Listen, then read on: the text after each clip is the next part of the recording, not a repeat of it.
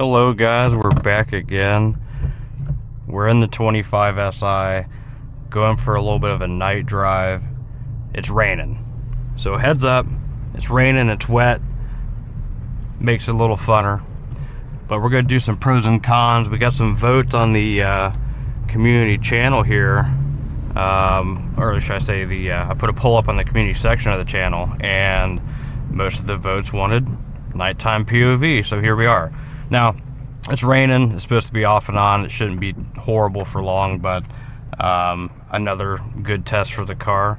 So I wanted to start out by saying thank you to all of the subscribers so far. Everybody that's had such good questions, good feedback, I appreciate you more than ever. And like I said, I was just starting this channel to kind of just play around with it, see where it goes, showcase the car for what it is with my opinions and feedback on it, and maybe that'll help some of you, the buyer, potential buyer of one of these cars. Even if you are unsure, try to drive one. Try to drive a 22 through 24 model. It basically drives virtually the same, but the 25 is revised, better options. Love my heated seats. I run that all the time, bad back, so that's that. So again, back to the subscriber thing. We're almost at 100. I'm very happy about that. I'm a one-man show. I'm just doing this on my own, having some fun with it, just wanting to really show the car for what it is, have another car enthusiast out there for someone to watch. Finally, we got a green light. So again, you guys are great. I hope you keep coming back. I'll likely regularly be putting up content, so let me know what you want to see. So we're gonna do some back road driving, at least when it's not raining. I don't mind at night, but not when it's raining, especially as much as it is now. So we'll get to one of those. Those are nice to do in the evening, dusk time, so we'll do that. But for now, some pros and cons on the car. You can hear it a little bit. We have some road noise. Road noise is just the downfall to this car by design. It's lightweight, it's under 3,000 pounds from the factory, which is impressive. It helps it be quick, but the road noise is horrendous. For now, I'm gonna blame the tires. I truthfully think the tires plays the biggest role. If I feel froggy at a later time, I might add some Dynamat to the car in various places to kind of help cut back a little road noise, but we'll see how that goes. So eventually another set of tires, probably another set of wheels, because I can't not put wheels on car, right? So we'll try to tackle that. The only other really problems I have is some of the options we still didn't get from Canada. The heated steering wheel, which I'm going to look into adding after, you know, with factory parts, see if that's going to be possible without having to change everything in the dash. We didn't get the wireless charger. We didn't get some other options. I don't quite care that much about that stuff. The heated seats and the gauge cluster was the biggest things for me. The Google built-in has been great. You get 3 years unlimited data with the purchase of the car, okay? You get AT&T for 3 months, 3 gig hotspot trial. Sign up for it, get it for free. They don't charge it, they don't even ask for a credit card. Same with the Honda Link. You can unlock your car, you can lock your car, you can locate it, all these different things, track the maintenance on a Honda Link app. Pretty cool feature. Don't know if I'll ever really use it. So to be honest with you, as far as driving the car, I have very little problem aside from the road noise. It rides a little rough, but it's an SI. It's not a luxury car. If you want a luxury car, don't buy a Civic. If you want comfort, buy a Lincoln. Buy something bougie, a BMW, an Audi, but you'll pay the price. For the car and for the maintenance. So you got to factor in mind cost of ownership on top of the price of the vehicle, the longevity of it, the resale value. So many factors to keep in mind there. So either way, it's been a blast.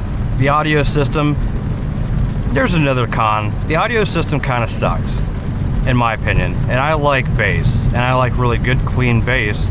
It's got the 12 speaker Bose, and that's cool. But the bass sucks. It's got a built-in subwoofer in the deck. 12 speakers should be really good. Like Ford's factory audios sound really good. I like to point those out because they do. So the audio could be better. It's clear. The highs and the mids are fantastic, but I'll likely add a Kicker Comp 12 or an Alpine or something to the trunk to give it some more oomph, probably 800 watt. But that's just me. So not everybody likes bass, but I like a good, strong, clean bass. So road noise, radio, you know, Google, everything else there is great. Now some of you guys asked about the light. That is clear light. It is not red. I assume that maybe it changed the red, but it does not. Honda claims that there is red ambient light, and there's not. So kind of not true on their part. I had some comments about that. Said, well, I'll find out next time I drive at night. I'll really try to look for red ambient, and there isn't any. So the biggest pros for this car is the comfort for me. These SI seats are sporty, not too sporty like a Recaro. They're not hard or stiff to sit on. The heating elements for the heated seats are phenomenal. I love them. They work great. Very happy with the climate control and the heated seats. It drives straight. It's got tons of factory power for what it is. Don't expect to have a race car, but a peppy, fun family sedan is what this car is. Any other questions or concerns, comments, throw them down below the video. As you guys can see, and my subscribers that are new to me now, again, I appreciate you so much. You know I answer very fast. I like to interact with my viewers and my subscribers. I feel that that's a really good engaging thing for me and the viewer. So I enjoy all the feedback, good or bad, it's fine. You're gonna have the whiners, you're gonna have the not whiners. So there again, the pros and cons, there's a lot. I'm sure I'll find more as I go. But for now, bass, audio, and the road noise is virtually my only real cons with the car. Otherwise, I'm very happy with it. There will be some mods coming soon. I have a PRL short ram intake coming in the mail here pretty quick. We're gonna do an install on that. Get some good boosty noises, because everyone likes boost noise. Turbos need to be heard. That's just my opinion. Later on, we're going to get into some tuning with K-Tuner. I'll go over some pros and cons with some of those things, give some of my experience over the years with using K-Tuner or Honda. You know, very user-friendly, but you have to play it smart. Get with a tuner, get a good bass tune, get revisions. Now, sometimes you can get with tuners. There's one in PA, well known for doing 1.5 tunes and 2.0T tunes in the Accords and Type Rs. He knows his shit. So I'll get with him, get a good bass map, do some data logs, do some pulls, and we'll give him back a data log file. He'll send us a revision. He'll modify the tune, try to fine tune fuel tables, MAF readings, things like that, timing to really dial it in, get long-term, short-term fuel trims good. So we're going to get into some more tuning and stuff and have a little more fun with it performance-wise, but probably not going to go overboard with it. We might get into some other bolt-ons, intercooler, charge piping, stuff like that, but if you push it too far, I learned in my 2022 that you can experience clutch slip around the 300 wheel mark. and we don't want that. Unless you want to tear the trans out of the car and put a clutch in, but I don't feel like doing that anytime soon. We're definitely hitting some heavier rain on the highway here as we head back to town. Not my favorite thing, but I don't mind it.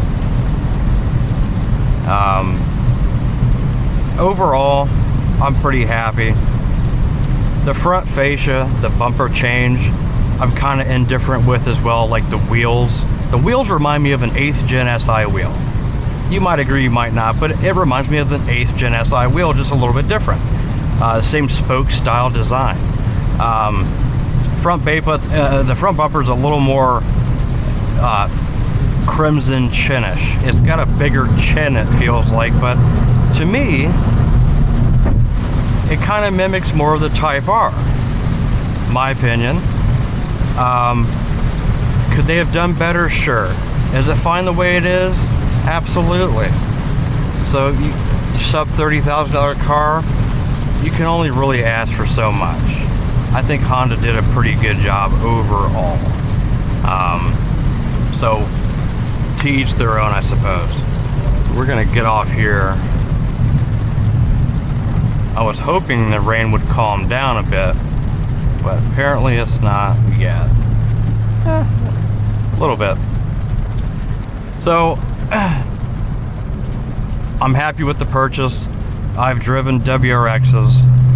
The new WRX TR or GT is neat because it comes with Brembos and Recaros and this and that, but it's still a clunky transmission car. It feels like I'm driving a 95 Forester. I just can't get my head around that. You know, it's almost 2025 and you have yet to build a proper good transmission. Honda perfected a transmission years ago, in my opinion. Their manual transmission, this gearbox is phenomenal. The rev match system is spot on, and I'll get to that. Rev match is a touchy feature. I had a commenter that threw in his 2 cents on downshifting second to first. I've honestly used it quite a bit. I leave the rev match on, and coming, you know, to a slow, to a stop for a light or a stop sign, I go to first gear from second. It rev matches it seamless. Sure, I clutch back in, but it still made it seamless. You didn't have to stop and then go to first. I was already in first and can go from a stop. Cool thing with that is if I decide to autocross the car, that's going to be a game changer. Autocrosses are tight, technical courses. I feel that could be a card in my pocket over other drivers. Now, heel toe downshift, rev matching naturally isn't too bad to do. I have a lot of experience doing it, but if I can take my focus away from one more thing, let the car do it, and focus on throttle input and steering input to become a quicker driver, then that's a win. So, regardless of his opinion, I don't quite agree, but I think it's a win. And I didn't know that Honda engineers didn't know what they were doing, multi-billion-dollar company, by adding that feature in the car if it was going to damage it.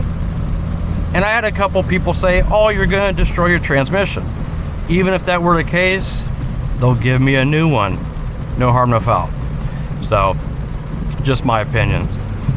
So we went over some pros and cons. We drove in the car for a little bit with you guys, rough tracks, and we'll go over some more soon. I was hoping to get in some good drive time tonight, highway back roads, do some more pulls, have a little more fun, but the rain's not letting up. So we're going to do a video 2, a part 2 for this. So then that way you got a pros and cons film, and we'll do a mostly pure POV drive video. So stay tuned, like and subscribe, throw your comments below. I appreciate you guys so much. You guys are great, and we'll talk soon.